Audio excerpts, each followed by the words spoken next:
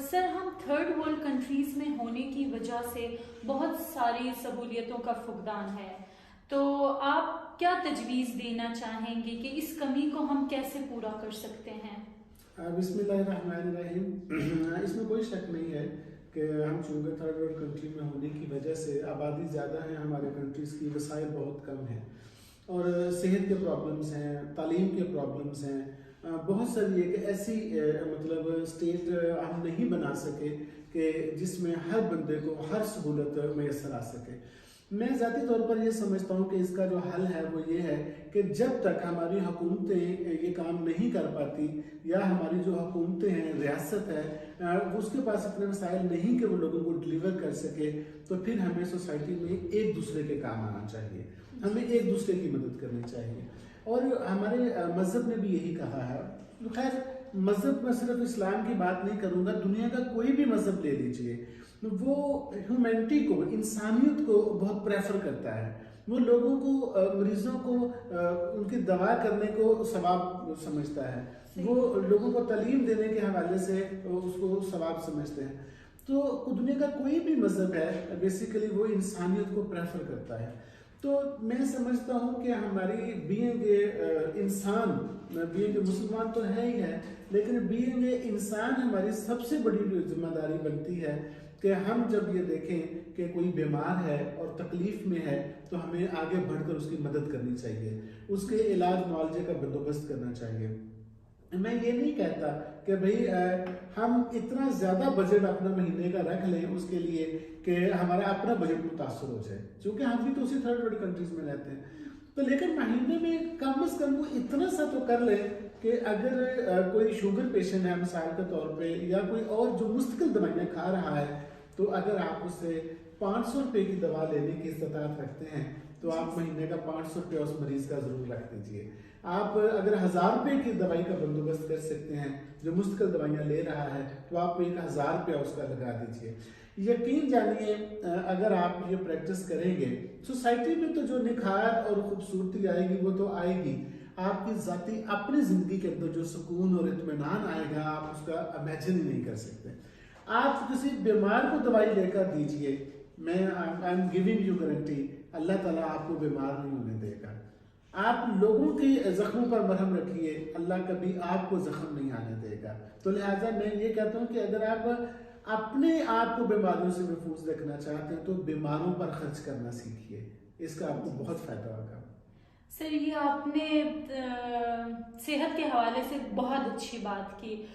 اس کے علاوہ تعلیم کے شعبے سے بھی اگر آپ کچھ ایسی باتیں کریں، کچھ تجویز دیں تو. جی بالکل، یہ سیم پریکٹس ہے کہ ہم دیکھ لیں کہ ہمارے 3 بچے ہیں، فیملی کے 4 بچے ہیں اور وہ ماشاءاللہ پڑھ رہے ہیں، اسکول جا رہے ہیں، تو آپ اپنے محلے میں یا اپنے دائیں بائیں کے ایریا میں آپ یہ دیکھ لیجئے کہ کون سے ایسے غریب بچے ہیں جو اسکولوں میں نہیں جا پا رہے صرف فیس نہ ہونے کی وجہ سے، اور وہ بیچارے کسی چائے کے اسٹال پہ، کسی دکان پہ، کسی ریسٹورنٹ پہ وہ ایک چھوٹے کا رول پلے کر رہے ہیں، اور چھوٹے چائے لے آ، چھوٹے فلاں کر دے، بہت چھوٹی عمر میں مزدوری میں وہ لگ گئے ہیں. تو آپ ان کے پیرنٹس سے بات کیجئے، انہیں کنونس کریں کہ آپ اپنے بچے کو پڑھائیں، اس کے کتابوں کا خرچ ہے، اس کا یونیفارم کا خرچ یہ میں بیئر کر دوں گا، یعنی کہ میں دے دوں گا. میں یہاں بھی سیم وہی بات کروں گا. یہ نہیں کہہ رہا کہ آپ اپنا سارا بجٹ ادھر لگا دیجئے، نہیں، آپ کچھ حصہ لگا دیجئے. آپ یقین جانیے آپ کسی دوسرے کے بچے کو، کسی غریب کو کپڑے لے کر دیں، یونیفارم لے کر دیں، اور آپ اسے کتابیں لے کر دیں اور اس کی فیس جمع کروایا کریں، میں پوری ذمہ داری سے کہتا ہوں آپ کے بچے اللہ تعالیٰ اسکالرشپ پر لے آئے گا. آپ کے بچے اسکالرشپ لیں گے. کیوں لیں گے؟ کیونکہ آپ نے دوسرے کے بچے کو پڑھایا ہے. اللہ تعالیٰ کبھی کسی کا حق نہیں رکھتا. ایک بات سحر ذہن میں رکھیے، خیر خواہی آپ کا پیچھا کرتی ہے. آپ نے کسی کے ساتھ خیر خواہی کی ہو نا، وہ پیچھا کرتی ہے، وہ آپ کی جان نہیں چھوڑتی، وہ آپ کے پاس واپس آ کر رہتی ہے. آپ کسی دوسرے کو بیمار کو اس کو دوائی دے رہے ہیں تو آپ کسی بھوکے کو کھانا کھلا رہے ہیں تو خیر خواہی پیچھے کرے گی آپ کی. ممکن ہے وہ آپ کو نہ دے سکے. اکثر ہماری سوسائٹی میں یہ شکوہ ہوتا ہے کہ میں نے اس کے ساتھ یہ نیکی کی، اس نے میرے ساتھ کیا کیا. ضروری نہیں کہ یہ وہ دے رہا ہے، کسی اور ذریعے سے اللہ تعالیٰ آپ کو واپس کر دیتا ہے. صحیح بات. چونکہ یہ واپس کرنا اس کی ایک اخلاقی ذمہ داری تو تھی، لیکن اصل جو آپ کو لوٹانے والا ہے وہ اللہ کی ذات ہے، وہ کوئی کسی اور ذریعے سے آپ کو نواز دیتا ہے. تو لہٰذا تعلیم میں بھی آپ ضرور ایسا کیجئے کہ اپنے گلی محلے میں کسی ایک دو بچے کو جو ہے آپ چوز کر لیجئے کہ ہم نے اس کو پڑھانا ہے.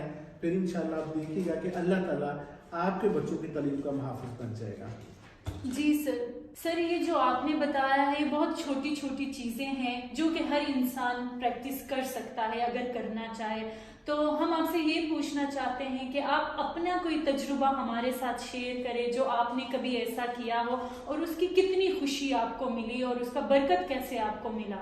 دیکھیں میں ہر وہ یہ ریاکاری میں آ جاتی ہیں یہ چیزیں، لیکن کوشش کرتے ہیں اور میں نے جو بھی کیا ہے الحمدللہ مجھے اس سے بڑھا چڑھا کر واپس اللہ نے دیا ہے.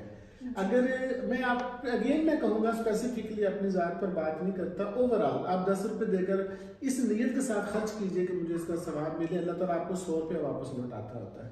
میں نے ایک دفعہ ٹی وی انٹرویو میں بات کی تھی، وہ خاصا وائرل بھی ہوا تھا میرا کلپ فیس بک وغیرہ پہ. میں نے کہا تھا کہ ہم اہل محلہ، ہر محلے میں مسجد موجود ہے، تو میں نے ریکویسٹ کیا تھا کہ ہم ایک مسجد کمیٹی جو ہے نا وہ اس میں بنائیں اور اس میں ہم یہ ڈیسائیڈ کر لیں کہ یار جمعے والے دن جس کے پاس جو بھی 100 روپے دینا چاہتا ہے، 50 روپے دینا چاہتا ہے تو وہ ضرور اس میں جمع کروائیے. ایک ویلفیئر فنڈ بنائیں، مسجد کمیٹی 3-4 لوگوں کو اپوائنٹ کر لیں آپ، تو ایک ویلفیئر فنڈ جو ہے وہ قائم کریں. مہینے کے بعد اس میں 10,000 روپے جمع ہو جاتے ہیں، 5,000 جمع ہو جاتے ہیں، تو آپ دیکھیں وہ لوگ ڈیفینیٹلی مسجد کمیٹی کے لوگ دیانتدار ہیں. آپ نے تبھی مسجد کا انتظام ان کے سپرد کیا ہوا ہے، آپ وہ مسجد کو بھی چلا رہے ہیں، مسجد کے بجلی کے بل پے کر رہے ہیں، مینٹیننس کر رہے ہیں، سارے کام کر رہے ہیں. وہ لوگ دیانتدار ہیں، ان پر لوگوں کا اعتماد ہے، لہٰذا وہ لوگ آگے بڑھ کر اگر آئیں تو یہ ویلفیئر فنڈ قائم کر کے یہ کام بڑا آسانی سے وہ کر سکتے ہیں.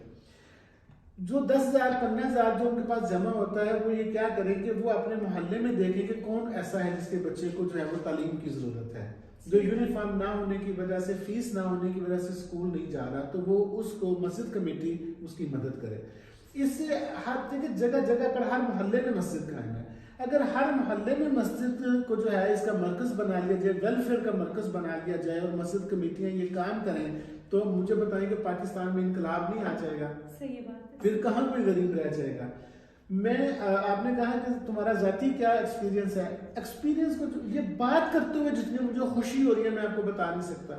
چاہے جائے کہ کسی کی مدد کی جائے، وہ کوئی بھیڑیا ہو سکتا ہے، وہ کوئی جانور ہو سکتا ہے کہ جو کسی بیمار کو تڑپتا دیکھے اور اس کو خوشی ہو، وہ تو انسان کیسے کہلا سکتا ہے؟ انسان تو وہ ہے کہ جو اس کے لیے شفا کا بندوبست کرتا ہے، اس کے لیے دوا کا بندوبست کرتا ہے، جو روحانی خوشی اس کو ہوتی ہے. لوگ کہتے ہیں بڑی بے چینی ہے، ہمیں سکون نہیں ہے، فلان نہیں ہے. اور بھائی آپ نے سکون لیا ہی نہیں ہے.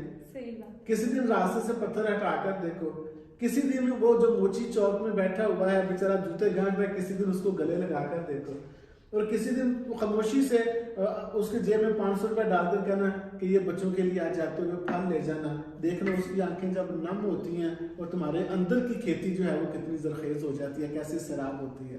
کبھی کسی کچرا اٹھانے والے کو کسی دن کہنا کہ یہ 200 روپے لے لیں، مطلب بچوں کے لیے کچھ لے جانا، تو آپ کو اندازہ ہو جائے گا کہ آپ کے اندر کتنا اطمینان اور سکون ہے اور آپ کی اپنی زندگی کتنی پرسکون ہے.